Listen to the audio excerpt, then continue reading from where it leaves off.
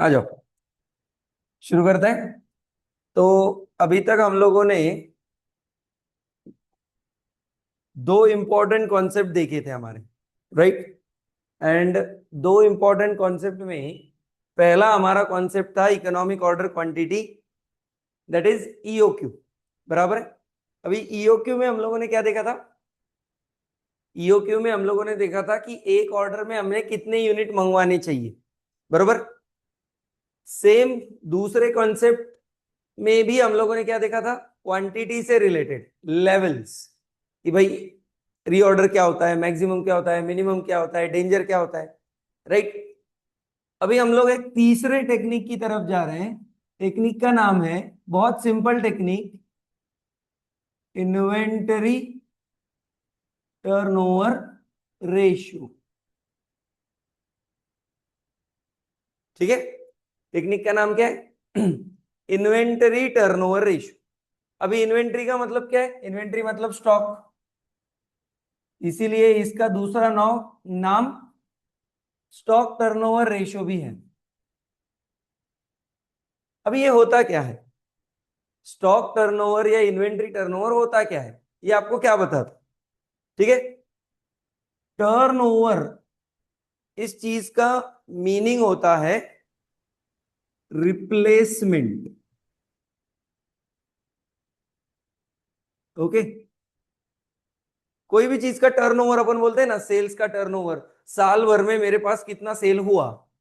Purchase का turnover, साल भर में मैंने कितने परचेज किए, राइट। वैसे ही टर्नओवर होता है किस चीज का? स्टॉक का। ओके।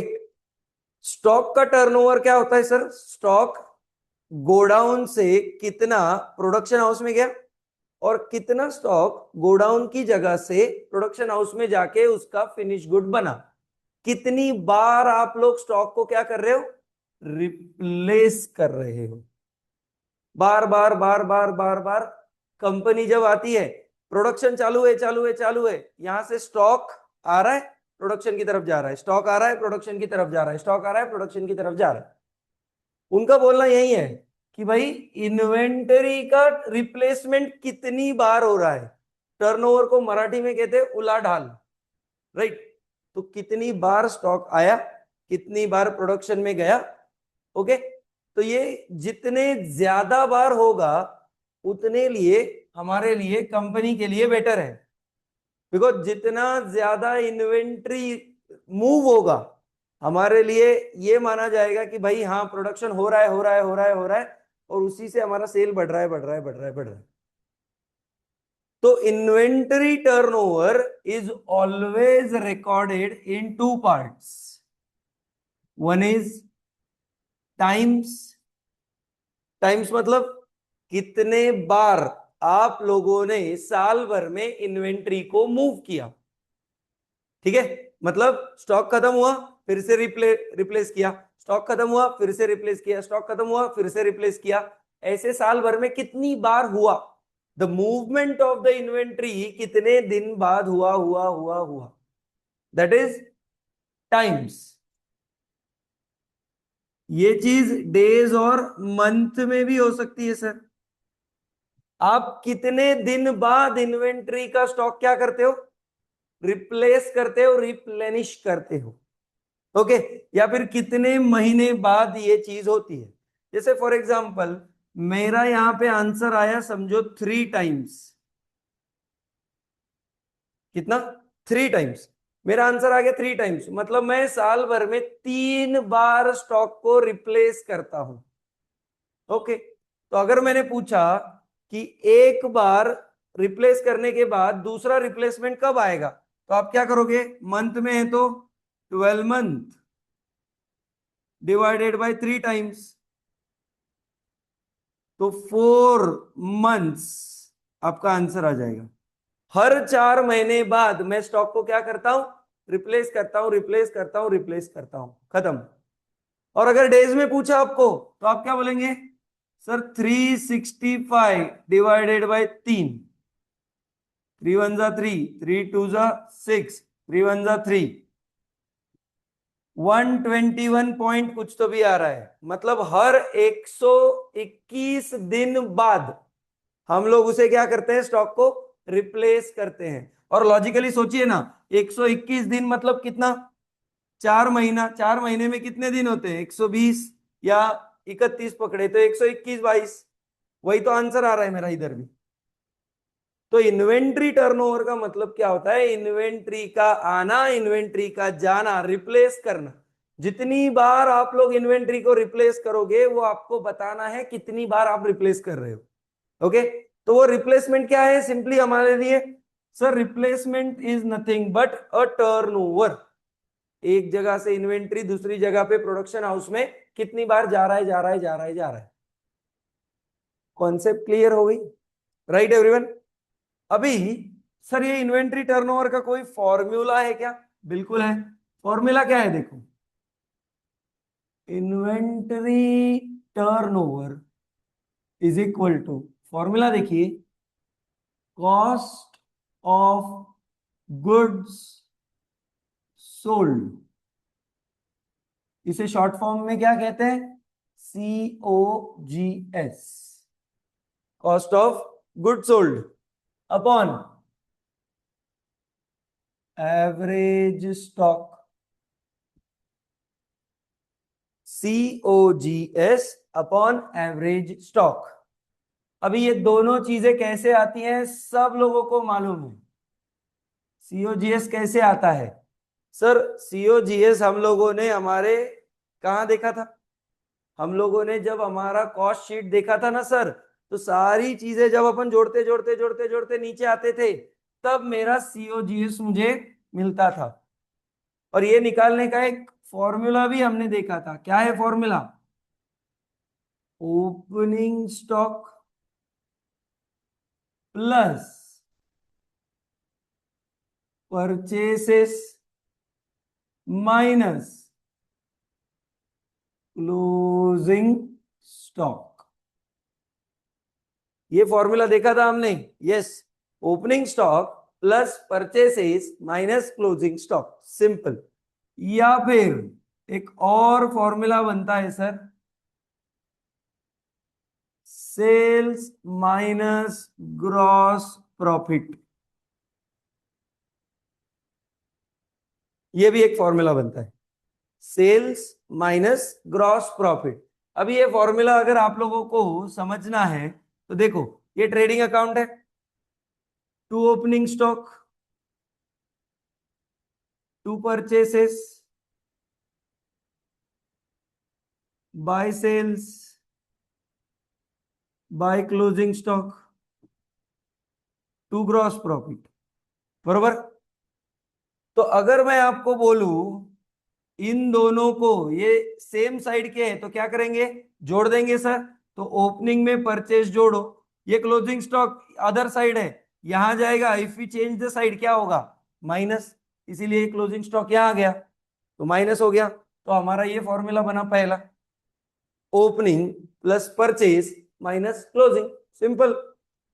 दूसरा, उनका बोलना है कि हमें ये नहीं बताना है, तो हम क्या करेंगे, सिंपली सेल में से प्रॉफिट हटाएंगे। और अगर आप लोग सेल में से सिंपली प्रॉफिट हटाओगे तो क्या मिलेगा, कॉस्ट, और वही तो है ये, कॉस्ट ऑफ गुड सोल्ड।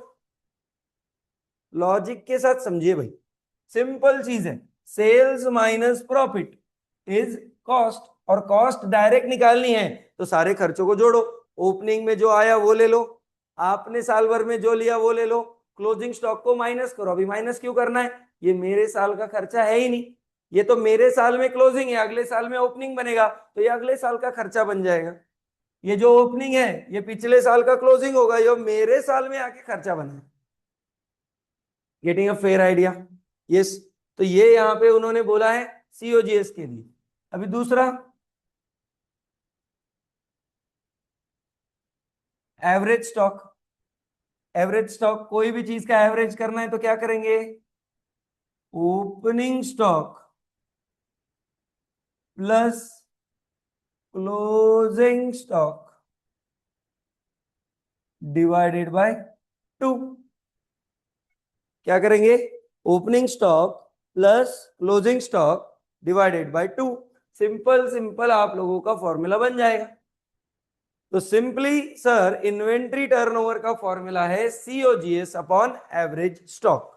और सीओजीएस निकालने के दो तरीके हैं, एक opening stock plus purchases minus closing stock, या दूसरा सेल्स माइनस ग्रॉस प्रॉफिट। और एवरेज स्टॉक निकालना है तो किस प्रकार निकालना है sir? Average stock is equal to opening plus closing divided by 2। Getting a fair idea everyone? बताइए भाई। आज हम लोग ऑनलाइन है तो हमें बात करनी पड़ेगी। यस, एटलीस्ट चैट पे एवरीवन बताते चलिए। क्लियर हो रहा है तो आगे जाने में मतलब है। यस एवरीवन, बहुत बढ़िया।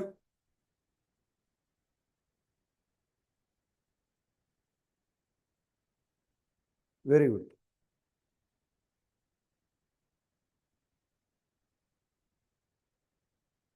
चलो, तो हेडिंग दे दो। सब लोग हेडिंग दे देंगे, इन्वेंटरी टर्नओवर रेशियो।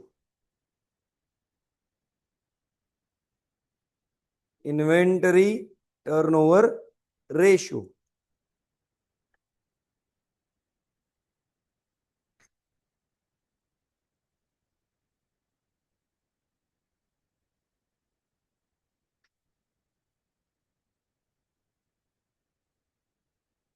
उसमें लिखेंगे अभी inventory turnover ratio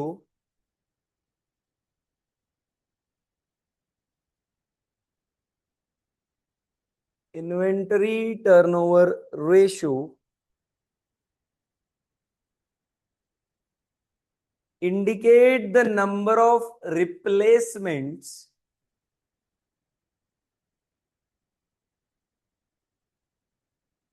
indicate the number of replacement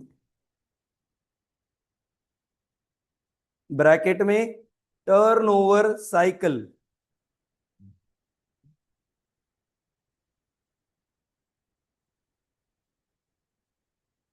bracket में लिखेंगे turnover cycle, bracket close, during the year, during the year, full stop, continue. More the inventory turnover ratio,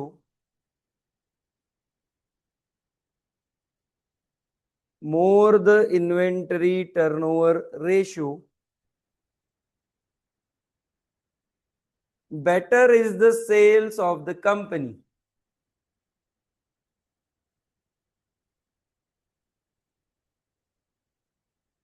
Better is the sales of the company.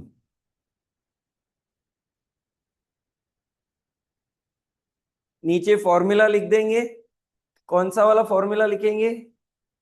ये वाला पहले, inventory turnover ratio is equal to COGS upon average stock.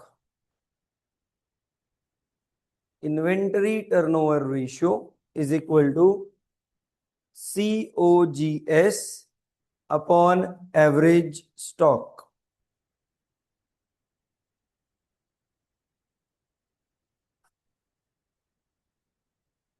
COGS कैसे आता है वो नीचे लिख दीजिए।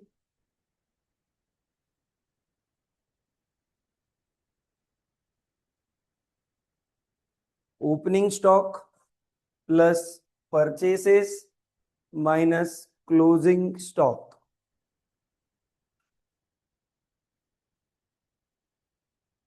और नीचे एवरेज स्टॉक का फॉर्मूला लिख दीजिए,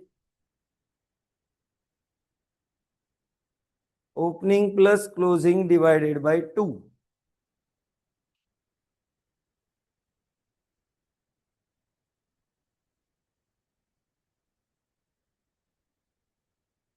opening plus closing divided by 2।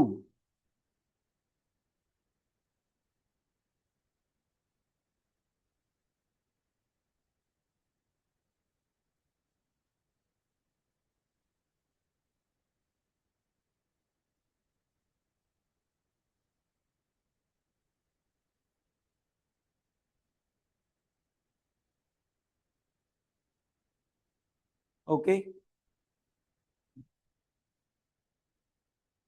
चलिए अभी इसके ऊपर क्वेश्चन करते हैं गाइस।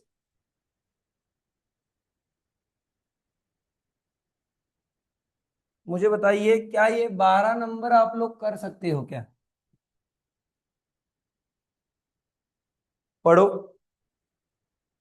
12 नंबर, क्या ये आपसे सॉल्व होगा?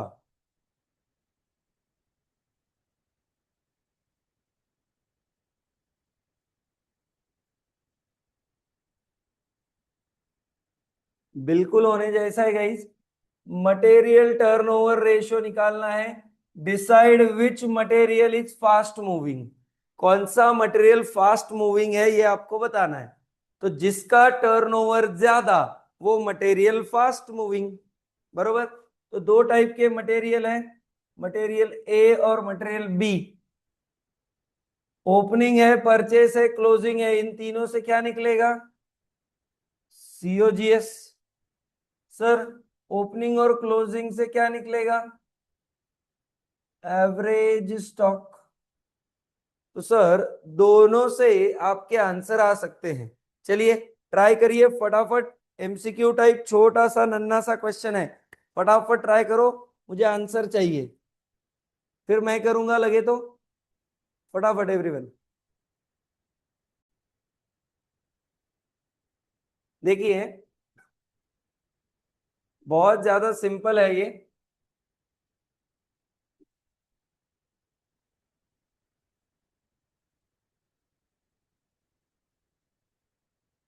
क्वेश्चन नंबर 12 है मेरे ख्याल से। तो सबसे पहले तो मैं इन्वेंटरी टर्नओवर का फॉर्मूला लिखना चाहूंगा,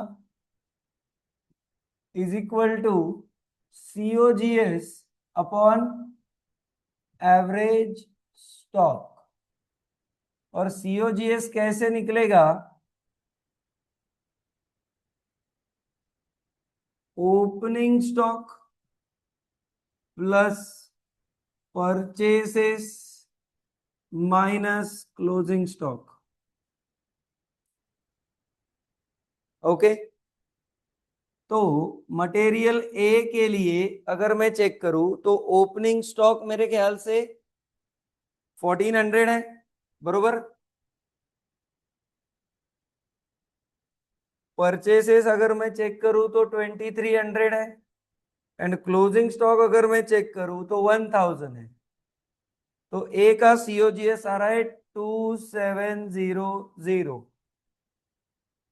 लाइकवाइज बी के लिए कर देंगे तो ओपनिंग है 2000, परचेसेस 3600 माइनस क्लोजिंग 2400,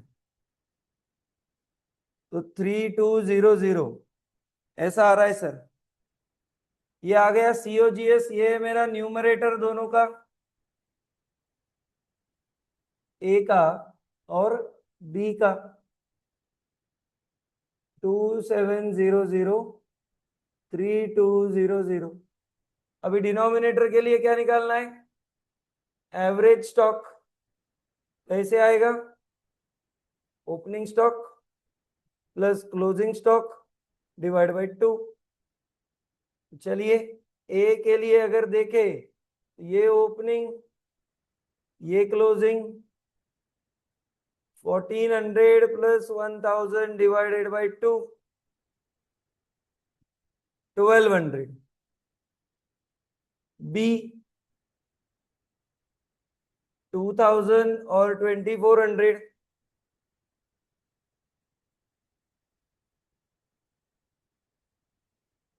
चेक करो,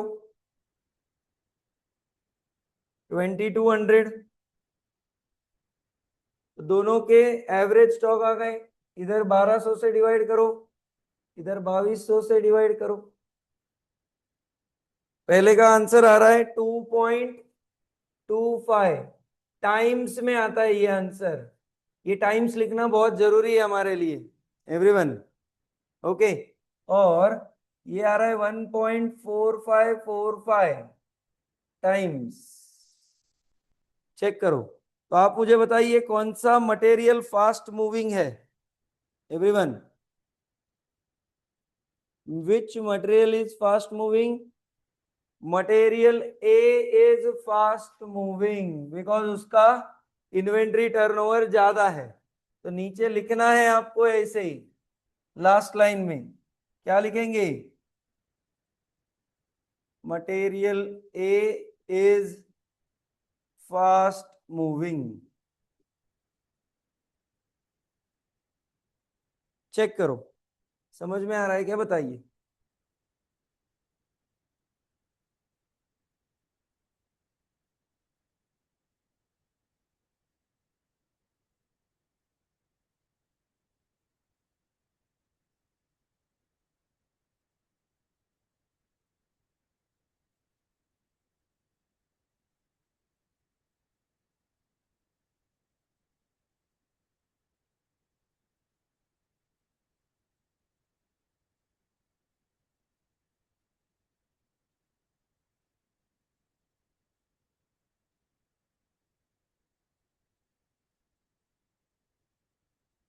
सबको समझ गया है क्या भाई? कुछ हार्ड है क्या? बोलो। एकदम सिंपल। सबका लिख के हो गया है क्या? चेक करो, फिर आगे बढ़ता हूं।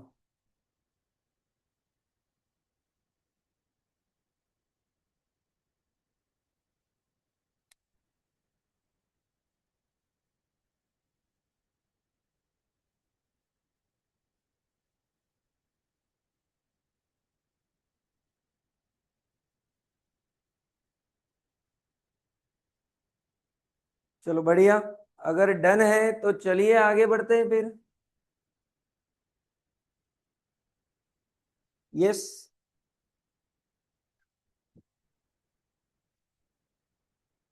दूसरा वाला भी आप ट्राई कर सकते हैं क्या? बताइए। क्या ये 13 नंबर हमसे ट्राई होगा? प्लीज चेक करो। सिमिलर टाइप दिख रहा है थोड़ा सा।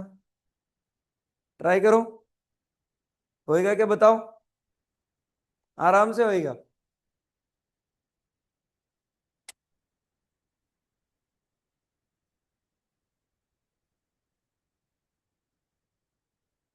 होगा ना?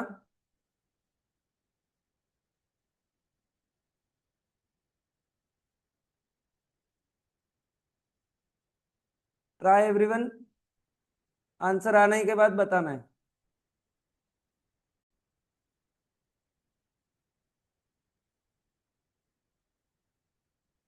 दूसरा वाला तो और भी सिंपल है, सब कुछ दिया हुआ है, बरोबर।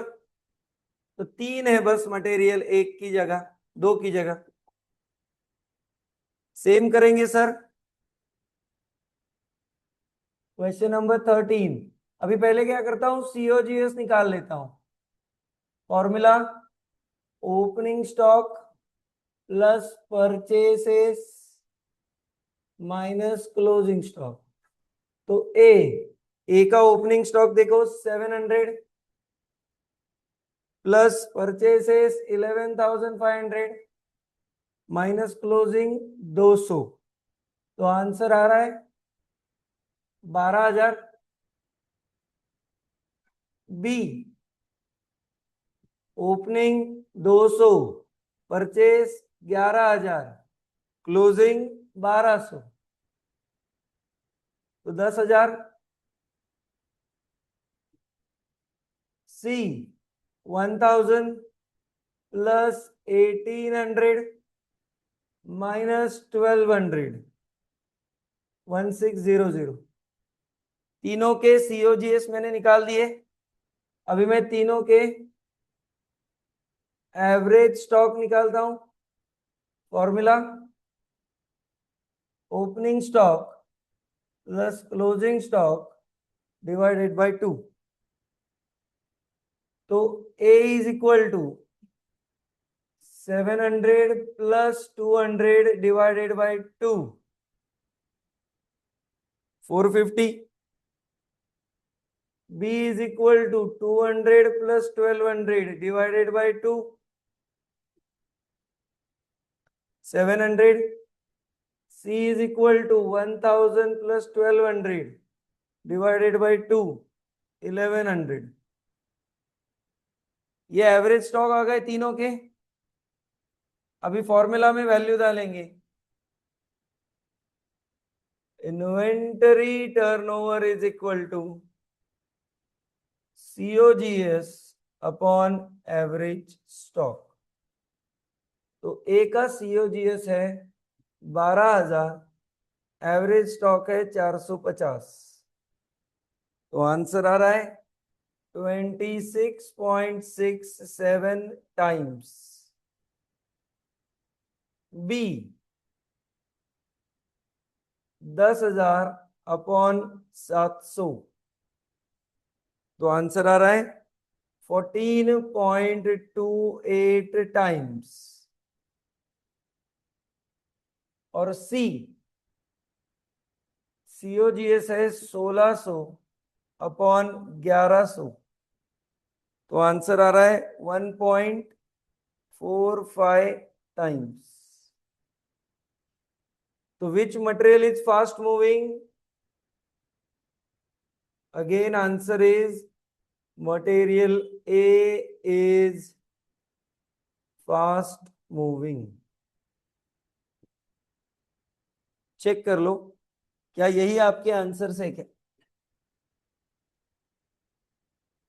चेक करो, एक छोटा सा नन्हा सा कॉन्सेप्ट यहां क्लियर होता है। बताओ।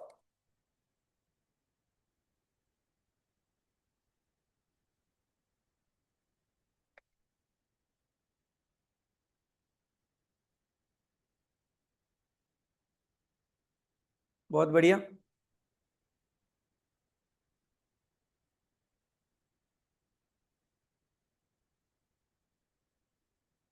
चलिए, तो सबका अगर हो गया है लिख के, तो मैं अगले कॉन्सेप्ट की तरफ जाता हूं। 1 minute will wait, then will move ahead towards next concept.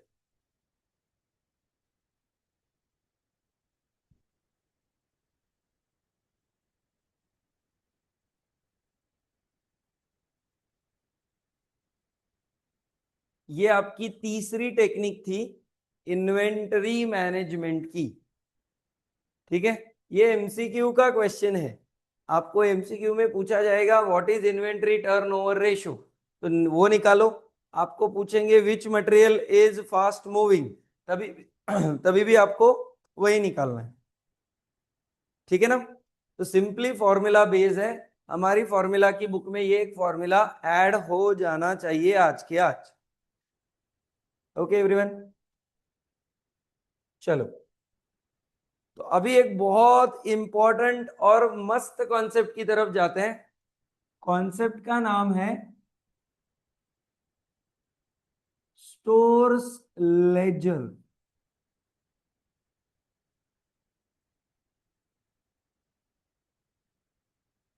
Stores ledger, ठीक है। अभी ये है क्या, ध्यान से समझो। सर, ये भी एक इन्वेंट्री वैल्यूएशन का टेक्निक है। जैसे आप लोग फाइनेंशियल अकाउंटिंग में क्लोजिंग स्टॉक को वैल्यू करते थे। फाइनेंशियल अकाउंटिंग में पहला एडजस्टमेंट हुआ करता था फाइनल अकाउंट में हमारा क्लोजिंग स्टॉक। तो क्लोजिंग स्टॉक को वैल्यू कैसे करते थे? सर, हमारे पास दो वैल्यू दिए हुए रहते थे। एक कॉस्ट प्राइस दी हुई रहती थी, एक मार्केट प्राइस दी हुई रहती थी। हम लोग क्या करते थे, दोनों में से विच एवर इज लोअर वो हम लोग सिलेक्ट करते। बरोबर, बिल्कुल। तो अभी वही चीज आपको फिर से करनी है। आपको सिंपली करना क्या है, सर, आप लोगों को यहां पे इन्वेंटरी का वैल्यूएशन करते हुए क्लोजिंग स्टॉक की वैल्यू बतानी है। ओके, जैसे फाइनेंशियल अकाउंटिंग में आप कॉन्सेप्ट यूज करते थे कॉस्ट और market price which ever is lower, यहां पे आप लोगों को टेक्निक यूज करनी है स्टोर्स लेजर। अभी ये स्टोर्स लेजर होता क्या है? तो स्टोर्स लेजर एक डॉक्यूमेंट है जिसमें स्टोर्स लेजर क्या है, एक डॉक्यूमेंट है। क्या हो गया इसको?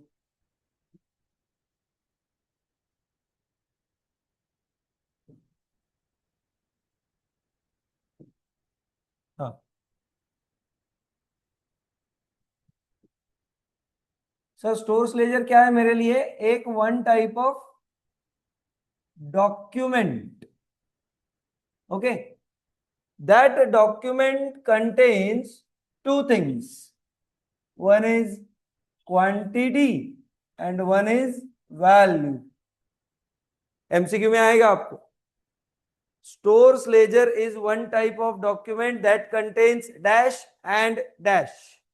तो स्टोर्स लेजर एक ऐसा डॉक्यूमेंट है जो कंटेन करता है दो चीजें, क्वांटिटी भी और वैल्यू भी। सर ये समझने के लिए ना आपको दो चीजें समझनी है। One is been card and other is stores ledger. ठीक है, बिन कार्ड और स्टोर्स लेजर। अब ये बोल क्या रहे हैं और है क्या, एक बार समझो अच्छे से। बिन कार्ड क्या है? अभी ध्यान से, मैंने आप लोगों को शुरुआत में ही बताया था कि भाई एक बहुत बड़ा गोडाउन होगा, बहुत बड़े गोडाउन में बहुत सारे ऐसे रैक्स होंगे, single single single single single, और वो लंबे लॉन्ग टर्म तक ऐसे वो रैक है, और उस रैक के अंदर सब ऐसे मटेरियल रखा हुआ है, मटेरियल रखा हुआ है, इधर रखा हुआ है, इधर रखा हुआ है, ऊपर रखा हुआ है। और वो रैक के सामने जब आप लोग खड़े रहोगे तो वहां पे एक ऐसा पैड लटका हुआ है, ठीक है, और उसको एक कागज है, और उसके सामने एग्जैक्ट एक व्यक्ति बैठा है जिसका नाम है store keeper. Store keeper, store keeper मतलब ऐसा व्यक्ति जो एक सिर्फ 10वीं 12वीं पास व्यक्ति है, उसको बाकी कोई चीज का नॉलेज नहीं है। फैक्ट्री से बंदा आया, वो बंदे ने क्या किया, वो व्यक्ति को बोला मुझे ये मटेरियल इतना इतना क्वांटिटी चाहिए। सामने वाले बंदा बोला ओके। स्टोर कीपर अंदर गया, उसने मटेरियल निकाला और वो बंदे को थमा दिया। बस ये करने का काम जो करता है वो स्टोर कीपर करता है। और उसने क्या किया, वो पैड जो लटका हुआ था ना, वहां पे लिखा हुआ था 100 क्वांटिटी। अभी मैंने फैक्ट्री वाले को कितनी दी, 20, तो ऐसा लिखेगा 100 - 20, 80। सिर्फ और सिर्फ उसे क्या करना है, क्वांटिटी का इनवर्ड आउटवर्ड चेक करना है। ऐसा जो व्यक्ति होता है वो होता है स्टोर कीपर, और वो जो डॉक्यूमेंट मेंटेन करता है उसे कहते हैं bin card. It is a document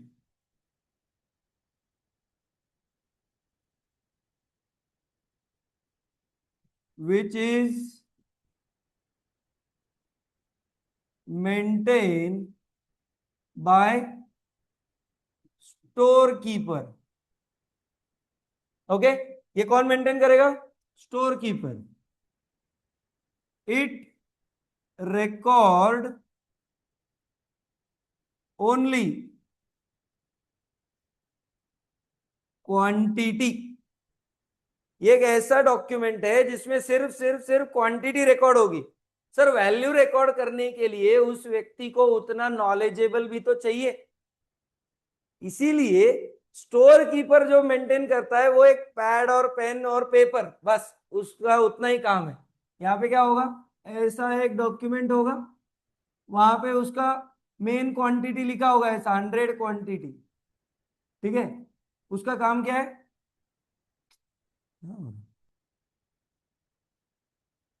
20 quantity गई, 20 माइनस करो 80 बची, ऐसा लिखो।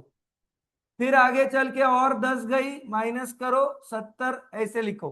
ऐसे करते करते करते करते उसको मेंटेन करना है बस। एज वो व्यक्ति ज्यादा नॉलेजेबल नहीं है, उसे सिर्फ एडिशन डिलीशन आता है, तो उसको वही काम दिया है, इसीलिए वो स्टोर कीपर है ना। स्टोर के ऊपर ध्यान रखने का काम करता है, क्वांटिटी मेंटेन करने का काम करता है, बस। लेकिन सर जो स्टोर्स लेजर है, स्टोर्स लेजर में it is a document which is maintained by accounts department। Sir ये ऐसे लोग हैं ना अकाउंट्स डिपार्टमेंट वाले, वो ये बनाते हैं, क्यों? क्योंकि उनको थोड़ा सा अकाउंटिंग का नॉलेज है, दे आर नॉलेजेबल व्यक्ति।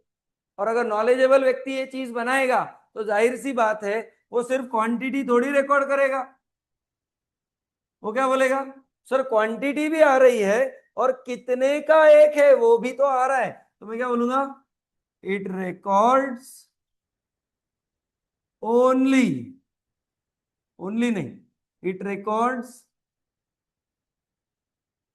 Quantity as well as value. Sir ये क्वांटिटी भी रिकॉर्ड करता है, सर ये वैल्यू भी रिकॉर्ड करता है।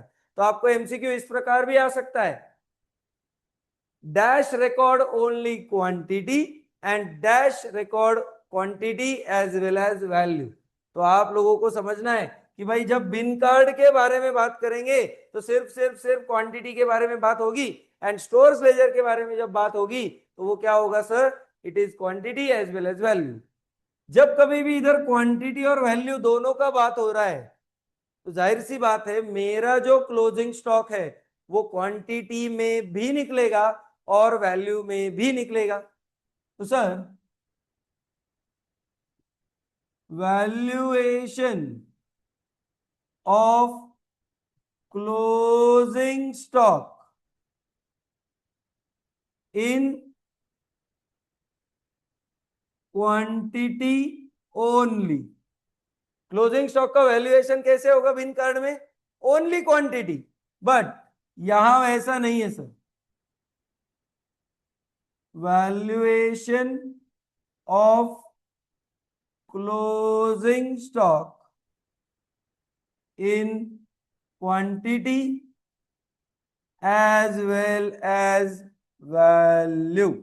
सर क्वांटिटी में भी होगा और वैल्यू में भी होगा, ठीक है sir.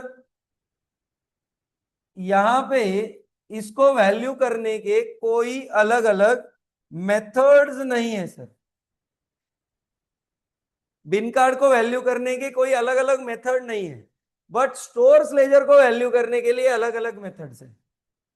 No methods for valuation, because यहां पे सिर्फ क्वांटिटी है ना सर, 100 था 20 गया 80 बचा, 80 था 10 गया 70 बचा, 70 था 5 गया 65 बचा। ये क्या है, इसके लिए क्या मेथड चाहिए, कोई मेथड का रिक्वायरमेंट नहीं है। बट सर जब मैं क्वांटिटी और वैल्यू कर रहा हूं तो देयर शुड बी मेथड, तो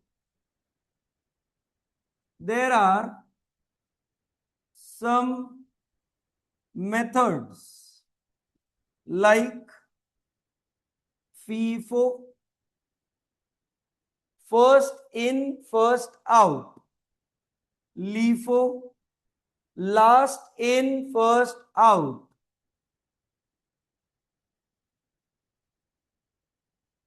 weighted average and simple average। ये कुछ मेथड्स हैं जो आप लोगों को आगे सीखने हैं अभी, ठीक है। तो स्टोर्स लेजर बनाते समय पहले तो ये समझना है, स्टोर्स लेजर एक ऐसा डॉक्यूमेंट है जो अकाउंट्स डिपार्टमेंट में बनता है, और अकाउंट्स डिपार्टमेंट क्या करता है सर, उसका क्वांटिटी भी रिकॉर्ड करता है और वैल्यू भी रिकॉर्ड करता है। तो सर जब कभी भी क्लोजिंग स्टॉक के वैल्यूएशन की बारी आएगी इन कॉस्टिंग, तो आप लोग स्टोर्स लेजर का सहारा लोगे, और स्टोर्स लेजर करने के there are different different method, जिसमें से 4 मेथड सबसे इंपॉर्टेंट है, first in first out, last in first out, simple average method, weighted average method.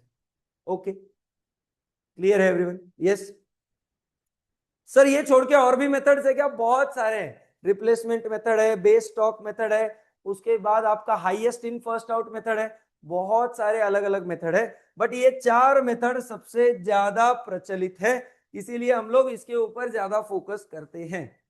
Are we clear? Yes everyone? तो ये डिफरेंस हमें समझ गया क्या?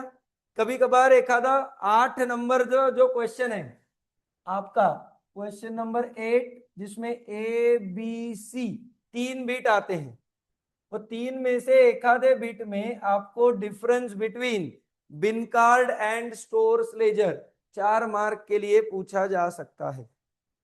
ओके, तो हमारे लिए ये भी है सर, इसके ऊपर का क्वेश्चन अगर आता है तो हम ध्यान से उस क्वेश्चन को करें। क्या बैकग्राउंड क्लियर हो गया सर?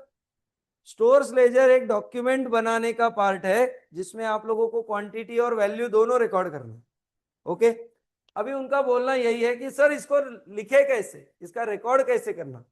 तो उसके लिए आप लोगों को सिंपली क्या करना है, एक फॉर्मेट समझना है। तो फॉर्मेट समझने से पहले यहां तक क्लियर हो क्या बताओ, फिर आगे बढ़ता हूं। आर वी क्लियर यहां तक?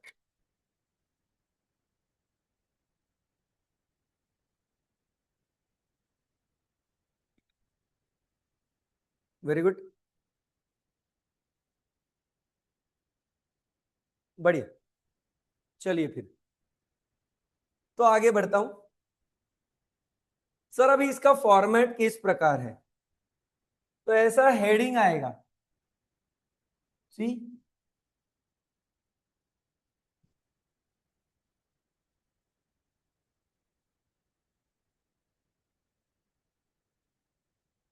हाँ, हेडिंग आएगा स्टोर्स लेजर। ठीक है, जो मेथड से आपको करना है वो मेथड उसके ब्रैकेट में लिखना। मैं पहले फीफो मेथड सिखाना चाहूंगा, इसीलिए मैं ब्रैकेट में लिख रहा हूं FIFO, first in first out. जो पहले आया वही पहले बाहर जाएगा। ठीक है, अभी इसका फॉर्मेट कैसा है सर, देखो ध्यान से। डेट, किस डेट पे आप लोगों ने परचेस किया भाई, वो डेट लिखो।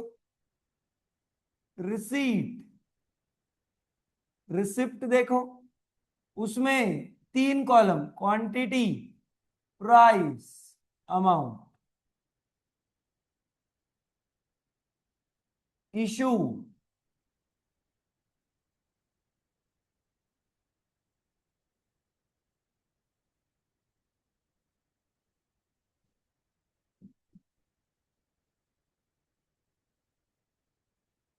अरे इसको बीच में क्या हो जा रहा है आज, इशू, अरे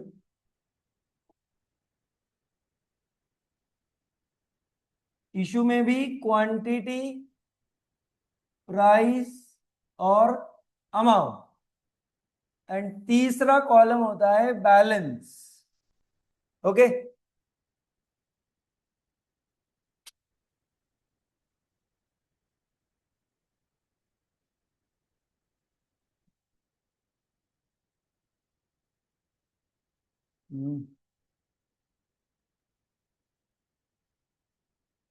receipt, issue and balance.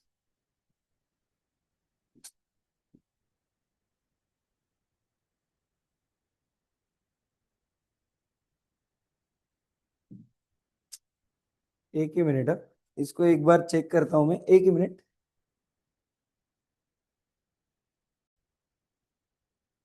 Okay, balance में भी क्या आएगा, क्वांटिटी, प्राइस और अमाउंट। इस प्रकार से इसका फॉर्मेट चलेगा। अभी इसका क्वेश्चन सॉल्व कैसे होता है ये देखना है, तो उसके लिए यहां देखिए, हमारे पास कुल मिला के ऐसे एक नहीं, दो नहीं, 8 नहीं, 7 अलग अलग क्वेश्चन। ठीक है, तो सर सबसे पहले मैं ये 5 नंबर की तरफ जाना चाहूंगा। अभी इसमें खास बात क्या है मालूम है, हर एक क्वेश्चन आपका चारों मेथड से सॉल्व होगा। मतलब सर ये 7 क्वेश्चन दिख रहे हैं, बट ये 7 नहीं, 28 क्वेश्चन है। क्योंकि जब कभी भी मैं क्वेश्चन नंबर 5 करूंगा, मैं पहला पेज फीफो के लिए यूज करूंगा और आप 3 पेज छोड़ेंगे, क्योंकि उसके बाद आप वही क्वेश्चन लीफो से करेंगे, वही क्वेश्चन सिंपल एवरेज से करेंगे, वही क्वेश्चन वेटेड एवरेज से करेंगे। जैसा जैसा मैं सिखाऊंगा वैसे वैसे वैसे आपका टास्क है कि बाकी के क्वेश्चंस आपको दूसरे दूसरे मेथड से ट्राई करना है।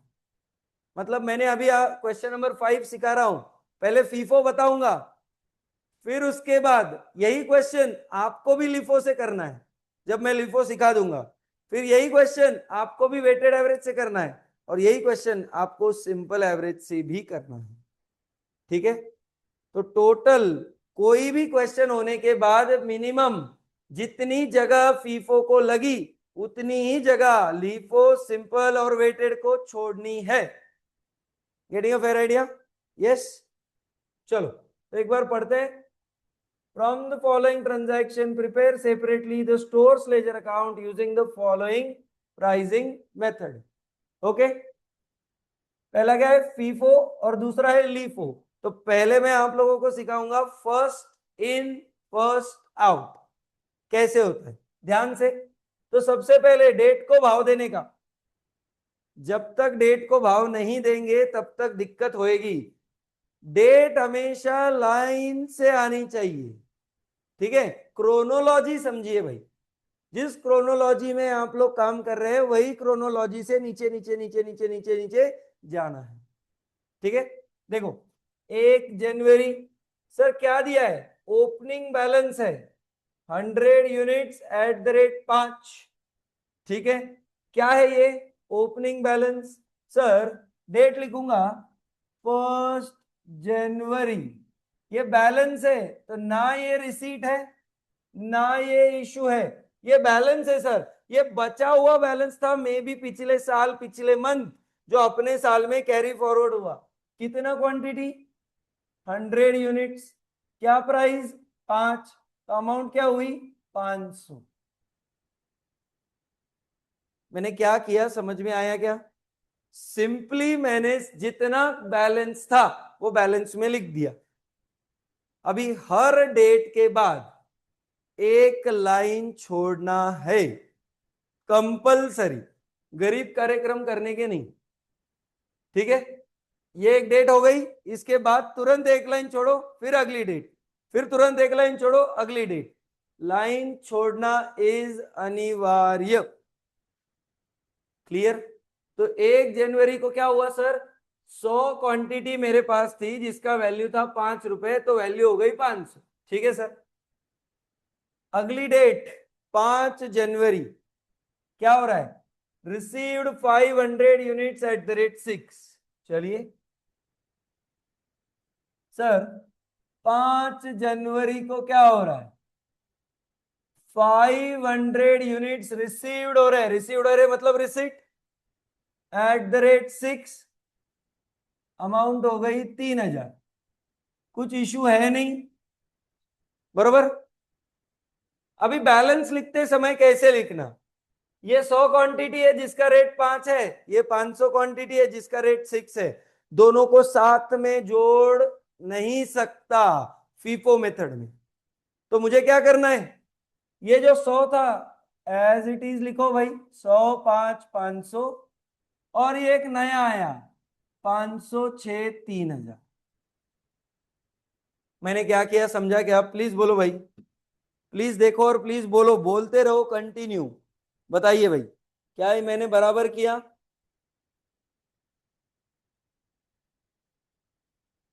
Yes everyone? सर मैंने सिंपली जो आया वो लाइन से लिख रहा हूं।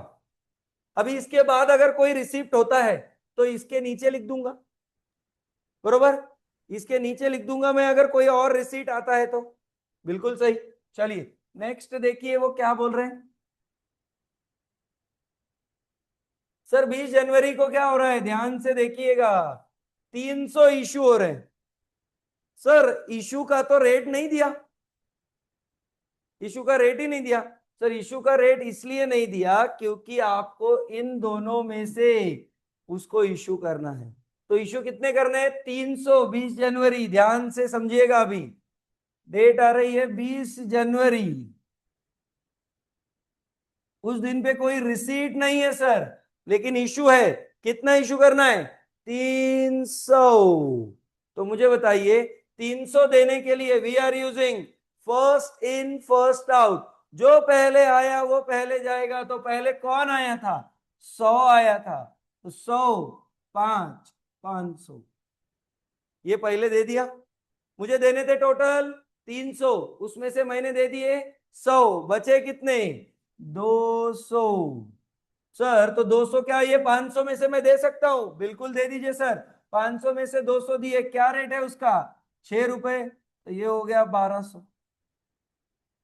बोलो ना यार everyone, are we clear? Yes, तो ये क्लियर हो रहा है। सर ये पूरा 100 उड़ गया,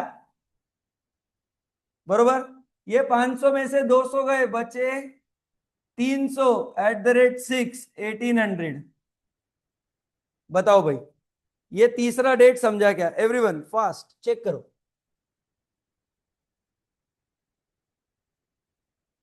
20 तारीख सबको समझी क्या? फटाफट चेक करो।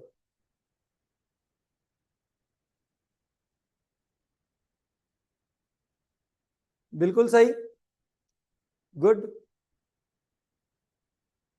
जस्ट मुझे थंब देना है, बाकी कुछ भी नहीं है। आपको क्लियर हो रहा है? बस आगे बढ़ना है हमें। यस, बहुत बढ़िया सर, ये बिल्कुल क्लियर हो रहा है हमें। Yes, good. तो सर ये हो गई मेरी तीसरी डेट। और अभी तीसरा 20 तारीख को इश्यू 300 करने के बाद मेरे पास 300 बच रहे हैं। लॉजिकली 300 ही बचना चाहिए ना। ये 100 था, ये 500 था, 600 में से 300 गए तो बचे 300। बिल्कुल सही, बहुत बढ़िया। आगे अगली डेट पे जाना चाहूंगा सर। 5 फरवरी, क्या हो रहा है? अगेन 200 क्वांटिटी इशू हो रहे हैं सर। आइए, बहुत बढ़िया। 5 फरवरी को 200 क्वांटिटी इशू हो रहे हैं। डेट लिखता हूं 5 फरवरी। कोई रिसीट नहीं है, 200 क्वांटिटी इशू हो रहा है। सर 300 में से 200 क्वांटिटी इशू करेंगे क्या? बिल्कुल। 200 एट द रेट 6, 1200। 300 में से 200 इशू हो गए, बचे 100। क्या रेट से? 6, 600 बचा सर। देखो एवरीवन, चेक करो।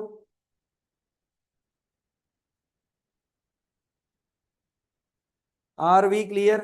एकदम सिंपल सर, बिल्कुल। 5 फरवरी आप लोगों के सामने। उसके बाद देखिए भाई, 5 फरवरी के बाद आ रहा है 6 फरवरी। 6 फरवरी को क्या करना है? 600 रिसिप्ट है सर, 5 रुपए के हिसाब से। ठीक है सर। 6 फरवरी को ध्यान से, 6 फरवरी, 600 क्वांटिटी आ रही है, बरोबर। 5 रुपया वैल्यू है, 3000 अमाउंट आ गई। कोई इशू नहीं है। तो सर पहले से ही 100 एज इट इज था, 6, तो 600। और ये 600 5 रुपए से आया 3000। चेक करते चलो, आगे बढ़ते चलो एवरीवन। बराबर चल रहा है क्या ये? सर बिल्कुल बराबर चल रहा है। 6 फरवरी के बाद आगे आइए सर, फिर आ रहा है 10 मार्च। 10 मार्च को इशू है 300 और 12 मार्च को इशू है 250। आइए, 10 मार्च को पहले 300 इशू कर सकते हैं क्या? बिल्कुल, मेरे पास 700 है।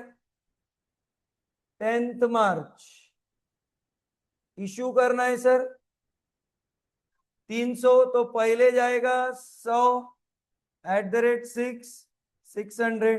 300 इशू करना था, 100 चले गए, बचे 200। ये 600 में से मैंने 200 दे दिए, बचे 400। तो 200 इंटू 5, 1000। सर ये पूरा 100 उड़ गया। ये 600 में से 200 गए, बचे 400 एट द रेट 5, 2000। चेक करो भाई, ये आपके सामने 10 मार्च। और आखिरी डेट हमारी बच रही है 12 मार्च। और 12 मार्च को भी इशू है 250, जो कि मैं 400 में से दे सकता हूं। 1250। 400 में से 250 गए, बचे 150 और अमाउंट आ रही है 750। तो अगर आपको किसी ने क्लोजिंग स्टॉक पूछा तो आप बोलेंगे क्लोजिंग स्टॉक क्वांटिटी में 150 है और अमाउंट में 750 है। बोलो भाई एवरीवन, 150 और 750। क्या हमें क्लियर हुआ ये? बहुत बढ़िया, बिल्कुल सही।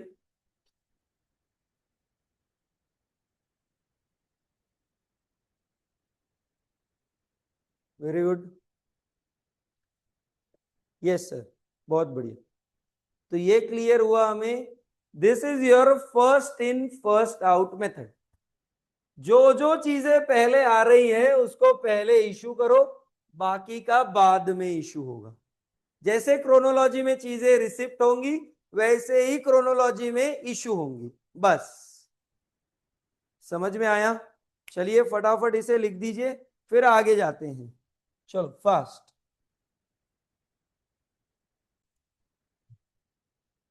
ऐसे ही टाइप का एक सिंपल क्वेश्चन। हाँ, सबसे इंपॉर्टेंट चीज, जितनी जगह इस फीफो को लगी उतना ही जगह आपको 3 मेथड के लिए छोड़ना है। बिकॉज यही क्वेश्चन हमें लीफो से भी करना है, सिंपल एवरेज से भी करना है और वेटेड एवरेज से भी करना है। ओके, तो जितनी जगह इसको लगी उतनी ही जगह 3 क्वेश्चन को छोड़नी है। ओके, चलो।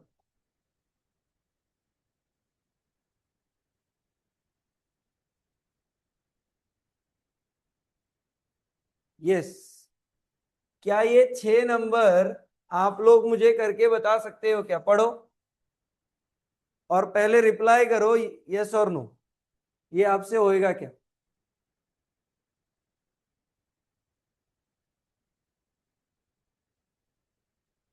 सब लोग कर पाएंगे क्या? बोल।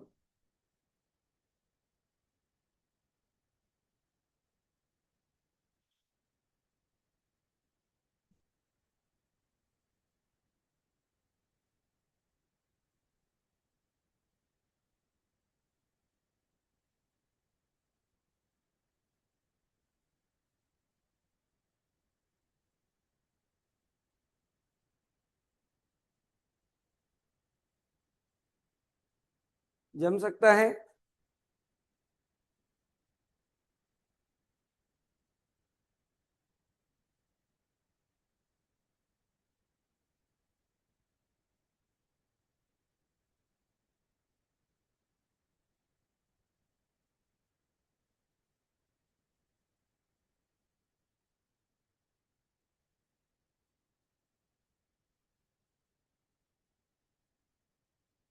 चलिए सब लोग इसे ट्राई करेंगे, आपके पास 5 मिनट है।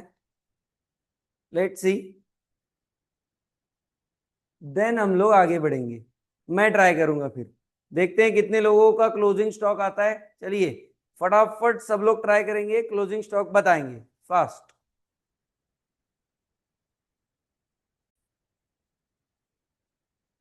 ध्यान से देखो अभी।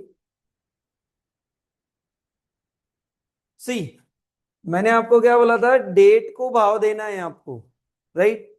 तो जिन लोगों ने 1 तारीख के बाद 7 तारीख ली है वो गलत हो जाएंगे। वाई? बिकॉज 1 तारीख के बाद यहां नीचे 4 तारीख दिख रही है सर, फिर ऊपर आएंगे 7, फिर नीचे आएंगे 9, फिर ऊपर आएंगे 12, फिर नीचे आएंगे 14, फिर ऊपर आएंगे 22 और फिर नीचे आएंगे 30। क्रोनोलॉजी के साथ जाना है आप लोगों को। और अगर आपने एक के बाद डायरेक्ट 1 7 12 22 लाइन से लिया है, पूरा क्वेश्चन रॉन्ग है, 0 मार्क मिलेगा।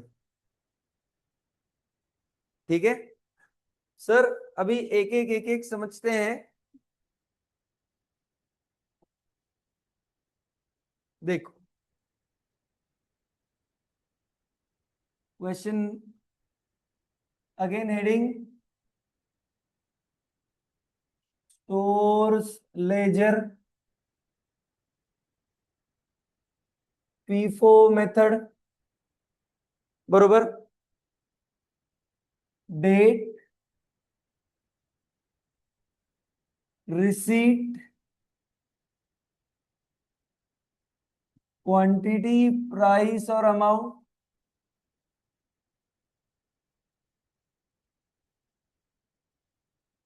इशू,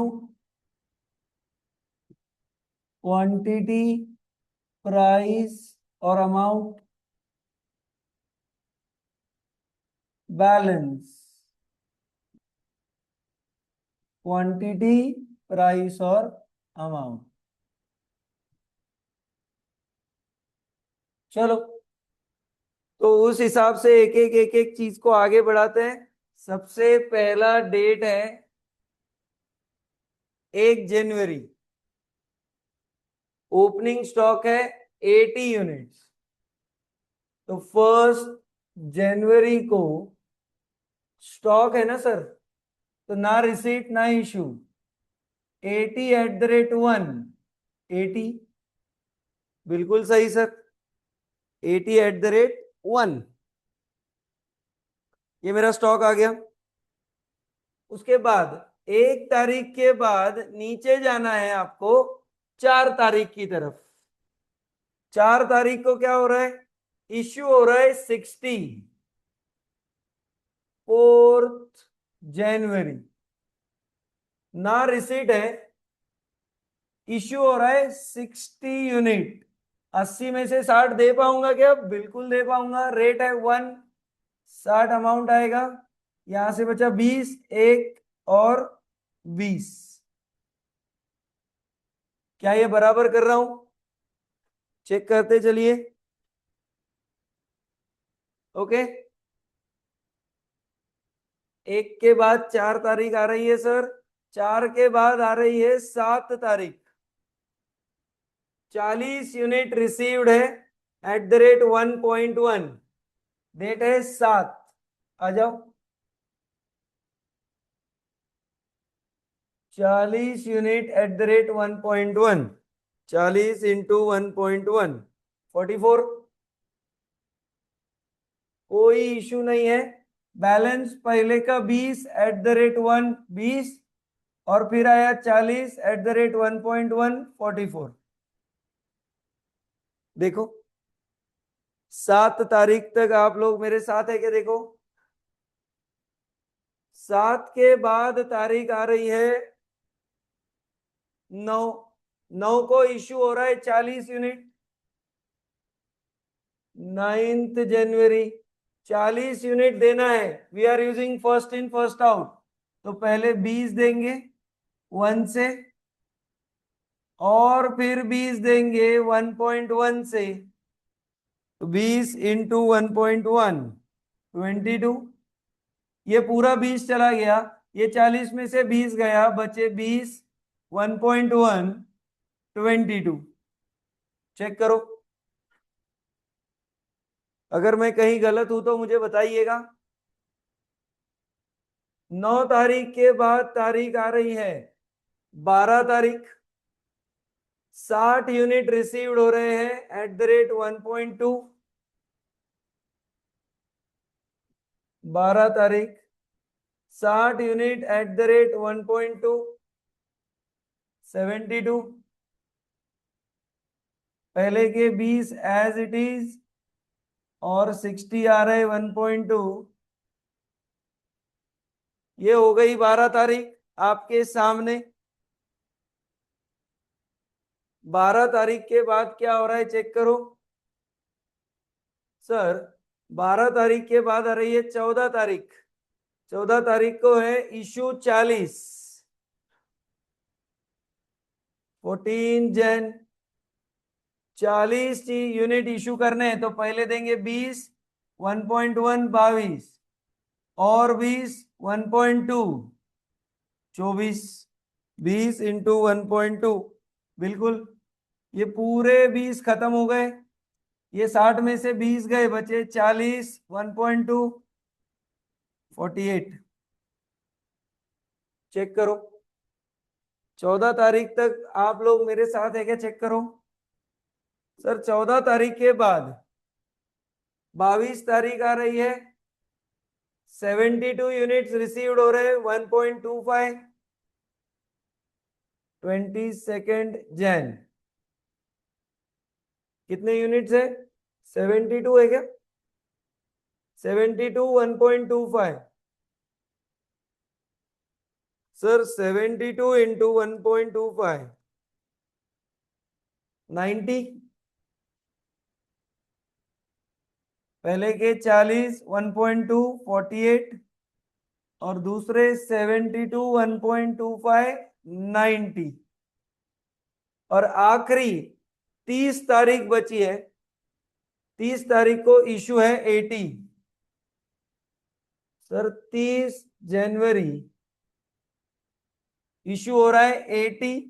तो पहले तो 40 1.2 48, इसमें से आए और 40 1.25, 40 इंटू 1.25 50।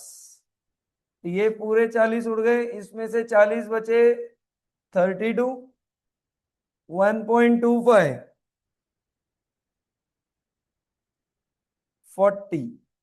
तो सर क्वांटिटी में क्लोजिंग स्टॉक है 32, और अमाउंट में क्लोजिंग स्टॉक है 40। बताइए एवरीवन, चेक कीजिए पूरा आंसर राइट है क्या, और फिर मुझे बताइए।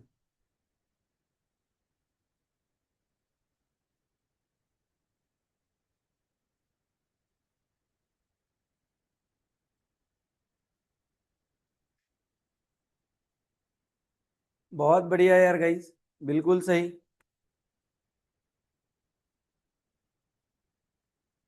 Very good.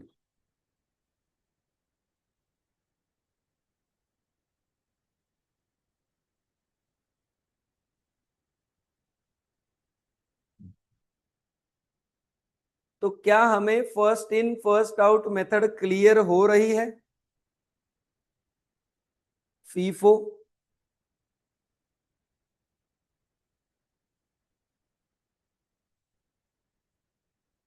First in first out हमें क्लियर हो रही है क्या? ओके, चलिए बढ़िया, बिल्कुल सही। चलो, तो गाइस आज हम लोगों ने दो टेक्निक सीखे। वन इज इन्वेंट्री टर्नओवर और स्टोर्स लेजर। और स्टोर्स लेजर में हमने हमारा पहला मेथड सीखा, फर्स्ट इन फर्स्ट आउट। कल जब हम लोग मिलेंगे तो कल हम लोग इसके आगे पार्ट को बढ़ाएंगे। कल हम लोग LIFO, simple average, weighted average, उस पार्ट की तरफ मूव ऑन करेंगे। ठीक है, तो क्लियर है क्या एवरीवन? Simple part. ये क्वेश्चन को भी आप लोगों को जितनी जगह फीफो को लगी है उतनी जगह लीफो, वेटेड और सिंपल के लिए रखना है, और फॉर्मूला की बुक में अपना फॉर्मूला लिखना है, और प्रिपेयर करते रहिए, बिकॉज 2 से 3 दिन में चैप्टर समाप्त होगा एंड हमारा टेस्ट आएगा। ओके, चलिए, तो कल मिलते हैं एवरीवन। यहाँ रुकेंगे। Thank you, tata, bye bye.